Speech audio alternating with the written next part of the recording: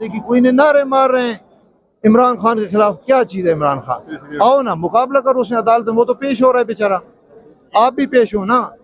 बैठे हो लंदन में छुपे अंदर नहीं हुआ तो क्या आज क्या ऐसा यार? आज ये इन्होंने एक प्लांटेड आए हैं, ये लोग आके इश्तियाल दिलाने की कोशिश कर रहे हैं हमें खामखा। हम तो वो पेश हो रहे हैं साफ सुथरा, वो तो जिस अदालत में भी उसे हुक्म मिलता है वो पेश हो जाते हैं। अता तारड़ साहब ने ये भी कहा था कि आप सारे लोग वहां पहुंचे, गुज़श्ता एक ऑडियो भी शायद आपने उनकी सुनी। क्या यार मैं तो उसको प्रोफेशनल, हम वकील हैं, हम ये तो नहीं कह सकते। अगर उसने किया तो बहुत ही गलत किया है। और उसके कुछ अभी आए थे ये चेले, आवाजें लगा रहे थे, जो मैंने कहा यार अपने लीडरों को कहो कि अदालतों में पेश हो, जो पहले धुल गए। 14 माह से उनकी हुकूमत है, आपकी है ना। 14 माह से आपकी हुकूमत है ना। भाई को ले आओ, वो क्यों बाहर छुपा बैठा है? किस चीज का इंतजार है उसको? एक ही इंतजार है, इमरान खान मरेगा तो मैं आऊंगा। इतना खौफ है, आओ ना मैदान में आओ।